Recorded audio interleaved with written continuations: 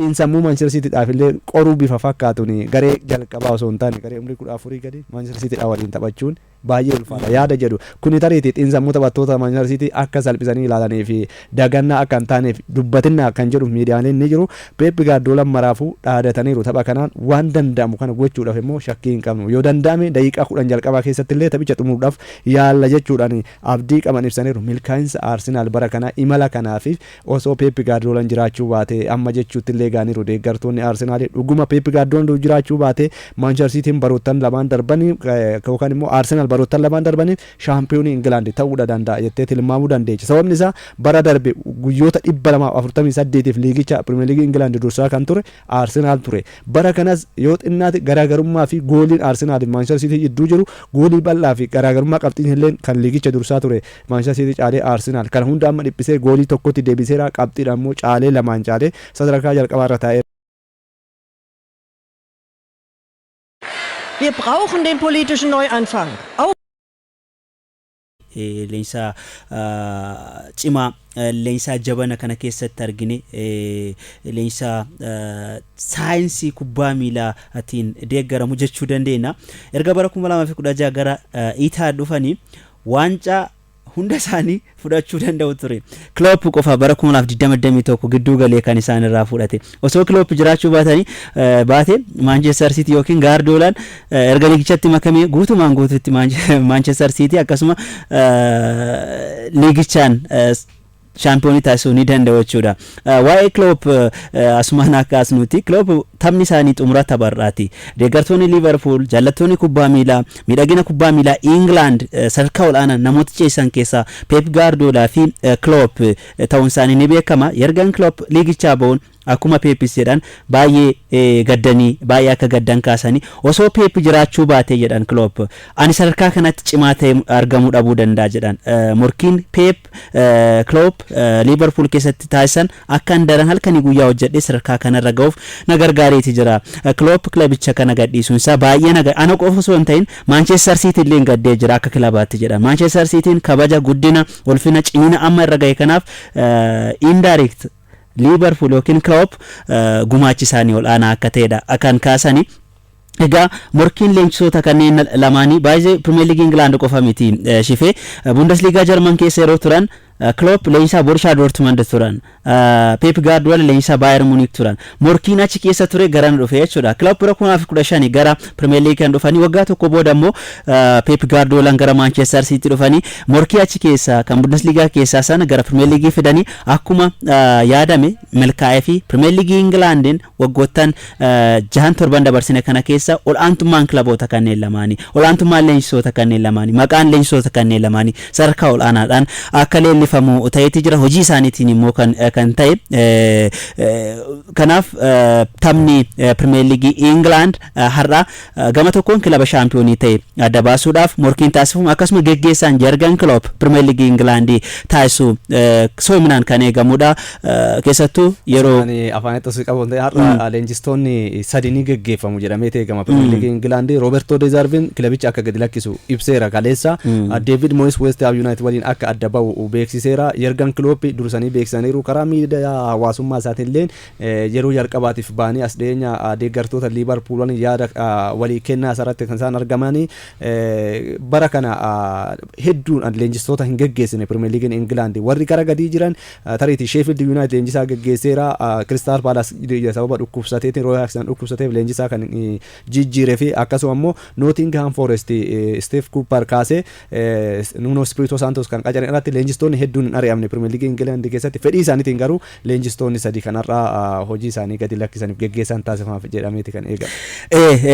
Big Six jedhama amma Premier League England duraan Big Four jedhama. Big Six ta'ee jira kilaboonni ciccimoon 6 qofa osoo hin ta'in haga 8 kan jiran hamma Chelsea fi Manchester United haga Big 8 deemaa jira jechuu dandeenya morkiin kilaboota Premier League England. Big Six keessatti erga Jurgen Klopp bara 2015 gara Premier League dhufanii as ragaa ragaawwan jiran kilaboota waancaa fudhatan haa ilaallume. Bara 2015 gara Anfield kan dhufani Manchester Cityn waancaa 15 fudhate erga isaan garana dhufani waliigalatti waancaa waliigalaa jechuudha. Kana keessa Premier League dhaan waancaa 5 fudhate Manchester Cityn. Liverpool waancaa 7 fudhate kana keessaa tokko bara 2020 Premier League England kan fudhatanidha. Waancaa 8 fudhate Jurgen Klopp. Sanaan ala Jurgen Klopp baasiin isaan baasan haga kilaba kanatti makaman jechuudha. Paundi miliyoona 300 fi miliyoona 46 dha. Kun baasiiwwan kilaboota top 6 keessa jiran keessa isa gadi bu'aa fi isa xinnaadha. Kana jechuun Liverpoolin kan ijaaran Klopp mallaqaan osoo hin ta'in wantoota garaagaraatiin cimina isaaniitiin taphattoota guddisuun mallaqa xinnaadhaan taphattoota bitanii garee cimaa ijaaruudhaan garee kana morkataa cimaa Premier League fi akkasumas sadarkaa addunyaatti taasisuu isaaniiti. Waggoota 5 dabarsine kana keessa kilabni mallaqa guddaa baase kilaboota lama Chelsea fi Manchester waggoottan bara 2015 irraa kaasee waggoota 8-9 almost sadarkaa sanatti kaasuu dandeenya. Paundi biliyoona 1 fi akkasuma kilaboonni lamaan biliyoona 1 baasuudhaan Manchester United waancaa 4 fudhate, Chelsea waancaa 5 fudhate. Egaa sanaan ala kilaboonni akka Arsenal faa kilabni kun waancaa 2 fudhatee jira. Paundi miliyoona 700 fi miliyoona 2 baasanii jiru. Tottenham Hotspur waancaa 1 fudhannee paundi miliyoona 500 fi miliyoona 70 baaseeti jira. Egaa Premier League England keessatti namni kun mallaqa xinnaadhaan kubbaa miilaa miidhagaa kilaba hawwataa kilaba jaallatamaa fi waancaa fudhatu ijaaraniiti jiru. Egaa waa'ee Klopp kanumaan kaasna wal qabsiisni jechuu barbaadeeti. Egaa Manchester City taphaarraa kan injifatedha jedhameetu kan eegamu. David Moyes waa'ee isaan jedhan kaasteerta. Pep illee taphaarraa kanaan injifachuudhaaf gara diree akkasiin kaasanii jiru. Furmaanni yookiin wanti isaan gochuu danda'an injifachuu qofa ta'e kaasanii jiru. Arsenal fi Everton irratti waan muraasa kaasnu. Carraan Arsenal harka Manchester City jira. Taphaarraa kana injifachuu danda'a. Garuu qabxii Manchester City galmeessu murteessaa waan ta'eef taphaarraa kana Arsenal Everton simata. Evertonis qoruu danda'a jedhameet kan eegamu garuu Arsenal injifachuudhaaf carraa bal'aa qaba. Arsenal waggaa 20 booda shaampiyoonii ta'uudhaaf itti dhiyaateera. Akkuma tuukaafte Manchester City mo'amuu qixa ba'u Arsenal ammoo injifachuun dirqama. Qixa ba'uun Arsenal hin baasu injifachuu qofa. Mikel Arteetaan garee kanaan dhugaa dubbachuudhaaf gareen Arsenal bara kana shaampiyoonummaadhaaf garee malu garee danda'uudha jechuudha. Kan dandeechuu kilaboota top 5 yookaan immoo sadarkaa tokko hamma 6 ni jiran jette. Hunduma isaan irraa qabxii fudhateera. Gareen Mikel Arteetaadhaa kuni qabxii amma 86 walitti qabate kana keessa Manchester City irraa qabxii 4 fudhatee, Liverpool irraa qabxii 4 fudhatee, tapha tokko mo'atee tokko qixa ba'ee, Manchester United irraa dhaqaaqalan qabxii 6 fudhateera. Lamaanuu injifatee Chelsea irraa qabxii 4 fudhatee, Tottenham irraa qabxii 4 fudhate. Aston Villa qofaadha dhaqaaqalan bara kana kan qabxii warra amma sadarkaa tokko hanga 6 jiran keessa Arsenal irraa qabxii osoo hin fudhatin Arsenal osoo qabxii irraa fudhatin kan hafe jijjiirraa ganna darbeen Arsenal taphattoonni isaan fidan warra milkeessan keessaa taphattoonni akka Kai Havertz, Declan Rice akkasuma immoo goolii eegaan kilabichaa ergisaadhaan amma dhaabbiidhaan mallatteessifachuudhaan David Ryan goolii 18 tapha 18 16 osoo goolii hin keessummeessin kan bahe. Juureen Timber taphachuu baatu jijjiiramoota Mikel Arteetaan bara kana kan bara darbeet irratti fooyyessanii dhufan keessaa isaan tokkodha. Everton irratti ammoo riikoordiidha kan isaan qabanii yoo xinnaate baroota xumuraati irratti ammoo Arsenal taphoota torbee xumuraa kan liigichaa 38 darban waggoota 12 mo'atamee hin beeku. Hunduma isaa mo'ateera. Arsenal ammas Evertoniin tapha kanaan inni qorama jettee hin yaaddu. Mikel Arteetaan kubbaa miilaa akka araada yookaan akka nama qorichaati. Qoricha tilmaama yookaan immoo tilmaaman fudhattuu jedhan. Qabxii yookaan bu'aa si kenname saniin raagdee si kennama maleedha. Kubbaa miilaa har'aa kanas tilmaaman kana jechuu hin dandeenyu. Nuti waan dandeenyu hundumaa goonee injifachuudhaaf qophoofneerra yaada jedhuudha. Bukaayoo isaa kan miidhama salphaa ni qaba jedhamee ture. Taphataan kun tapha Manchester United irratti qaba miidhamni salphaa isa mudatee ture. Amma bayyanatee shaakala taasiseera. Ni taphataadhaaf kan eegamu. Arsenal bara kana goolii 89 morkattoota isaa irratti garee galcheedha. Garee kubbaan hedduun irratti hin galinidha. Kubbaa 28 qofaadha. Liigichaan kilaboota 20 jiran keessa goolii xinnoo kan keessummeesse Arsenal ture bara kana. Taphoota 18 ammoo Premier League Englandin osoo goolii hin keessummeessin baheera Arsenal bara kana walumaa galaan jechuudha.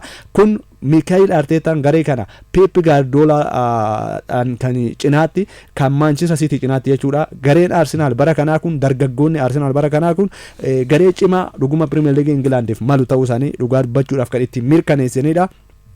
Mikel Arteetaan illee yaada kana kan isaan dubbatanii kubbaa miilaa waan ta'eef ammoo kubbaa miilaatiin wanti ilaalamu qabxii argattu qofaadha. Amma Manchester Cityn tapha Tottenham ittiin injifate sana yoo kan laaltu ta'e taphicha kan taphataa ture Tottenhamidha.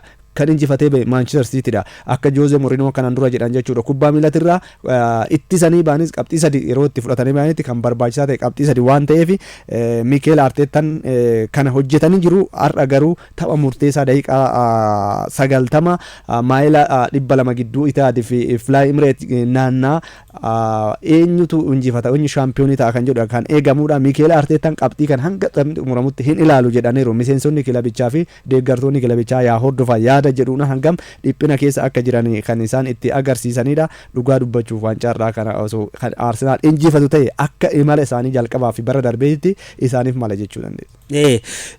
Manchester Cityin bara kana kilaboota liigichaa keessa taphoota 27 Arsenaal waliin qixa injifatee jira. Taphoota 3 qofa mo'ame Manchester Cityin. Osoo dubbannu reekoordiidha Arsenaal taphoota 27 yeroo injifatutti jechuudha. Sanaan ala Arsenaal taphoota 5 kan mo'ame goolii 93 Manchester Cityin garee faallaa irra galchee jira. Arsenaal dura kaastee jirta 89 goolii 28 kan itti gale Arsenaal goolii xiqqaa liigichaan bara kana kilaba keessummeesseedha. Manchester City sattaanee goolii 33 kan keessummeesse garaagarummaa goolii qulqulluu 60 fi 61 qabu. Manchester City 60 Arsenaal 61 goolii hedduu kan keessummeesse Sheffield United goolii 100 fi 1 keessummeessee jira. Kilabiin kun waan sidibu gabatee Premier League ilaalaa jira.